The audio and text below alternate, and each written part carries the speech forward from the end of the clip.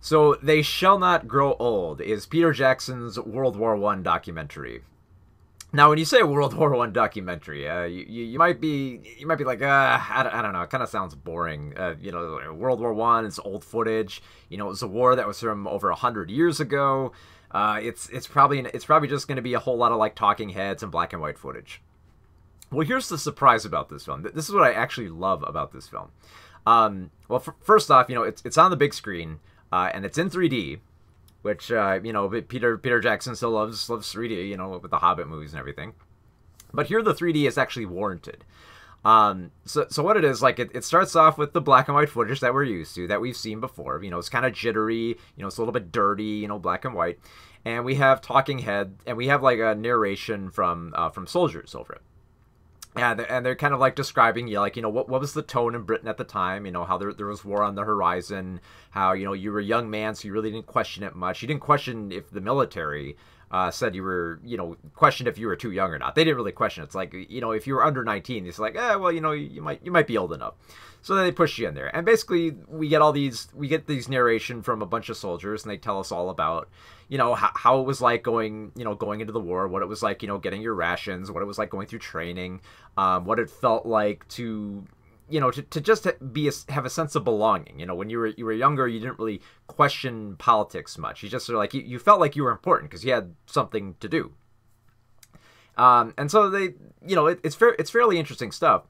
But it's all presented in black and white, and kind of like in almost kind of like the 4:3 aspect ratio of like kind of like rounded at the corners type thing. And it was pretty interesting. But I could imagine, like, man, there's probably like going to be like students who are going to end up watching this, and they're going to be bored. They're just going to like, is this going to be the whole movie? Just going to be black and white footage and then just narration from the soldiers. And for most of it kind of is. But then once they get into the war, once they transition onto the battlefield, the moment when you see them in the trenches, something interesting happens. The frame expands, gets bigger, the 3D starts having more depth, you start seeing color pop up on the screen, you start hearing more atmospheric sounds on the battlefield, you start hearing the dialogue of the soldiers, like the crunching of their boots, like the, kind of the movement of their guns, kind of like explosions going off in the background.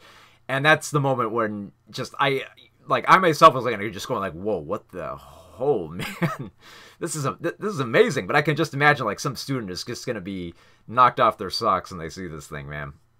Because the 3D actually does work here. Like, yeah, we've seen other, war documentaries where they try to colorize the black and white footage, and some of it's looked okay, some of it's not so much okay.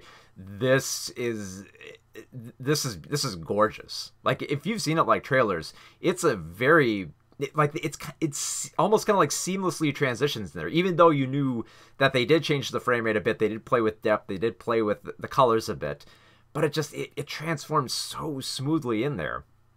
And Peter Jackson, he does a great job, like, not just with the restoration, but how he edits this too. Like, we're taken from the beginning of the war, where it's all black and white, to when we're in the war, where there's a lot of color, and we focus on a lot of death and the grotesque nature of it. And then to after the war, which after the war is done, they pull back the camera, again, to kind of like the 4:3 aspect ratio, and then the color fades away. Kind of a good choice, because it illustrates, how a lot of people really didn't question much of the war, even though it was probably the most traumatic experience, for a lot of these young guys who came back from war. Notice that, a lot of people didn't really want to talk about it. So yeah, I mean, it's quite the experience, man. I especially love how Jackson edits this. He makes a very good call with when he's showing illustrations of like the battlefield, because obviously there's no intense footage to talk about when people die. He makes a good decision to cut between footage of soldiers who were living and then soldiers who died on the battlefield. There's a few like photos and illustrations that they use to kind of push it forward.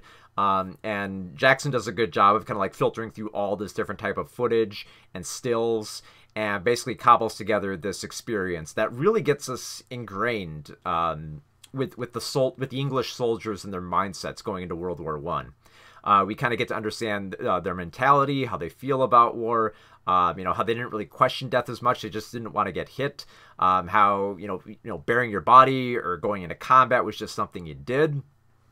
It really gets you involved with it, mainly because there is no other narration, no celebrity narration here, no Peter Jackson commentary. It's all just soldier commentary, and at the end they list tons and tons and tons of these different soldier stories that they from different soldiers on the battlefield. The film was made in tribute to Peter Jackson's grandfather and to two other soldiers who were in the war. But mainly, it's a tribute to all of them in general. I mean, it portrays them as real and vivid, and it sounds so corny to say this because they even used it in the trailer too, but it really makes history come alive. It really does. And I know that's corny to say, and I know there are tons of documentaries that say, oh, it makes history come alive. But this one really did. I mean, the 3D worked. It's not too imposing. I think it helps you get better into it because this is like older footage. It kind of helps you believe that it's more real just because there's a little bit more depth of field there. Like, there's no, like, outside of, like, when the screen comes at you, there's no, like, huge 3D sequences like oh, the bullet's gonna zing right past you. No. They don't have to do that. They just have to create a setting that, they just have to create the tone that this feels like a real war where people actually lost lives. And I love the fact that we kind of get to stay with the soldiers throughout this experience. And we're right alongside them. We're hearing everything they hear. We experience everything they experience. And it's just an engaging experience. Now, this film had if you haven't heard of this film, I'm not surprised, because it had a very limited engagement. It came out the last week of December in a very small amount of theaters. And just this last weekend, it came out in even more theaters. And I hope it returns to theaters, kind of like on certain days of, like, remembrance. I hope that this film makes return appearances to the theater, because I really feel like this film, more than any other that I've seen recently, is one film that you do have to see in the theater, in 3D, because it really gets it really makes an impact on you.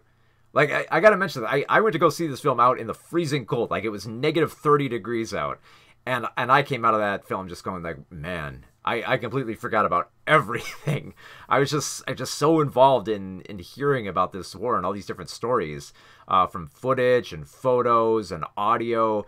Everything that Peter Jackson has cut together here is brilliant. It really makes an impact, and I think a lot of history students who are eventually going to watch this, they'll probably end up watching it in class, which is fine, because like I said, I was watching that trailer on my computer earlier, and it still looked pretty damn good. So I'm sure it'll be in history classrooms, which I'm grateful for, but I really hope that it does make return appearances to the theater in 3D, because this is a film you need to see in the theater, and it is a film that I think everyone needs to see. And we've already had, like, a lot of great documentaries since, like, last year, but this is definitely one you need to check out in the theater. So, for They Shall Not Grow Old, 5 out of 5.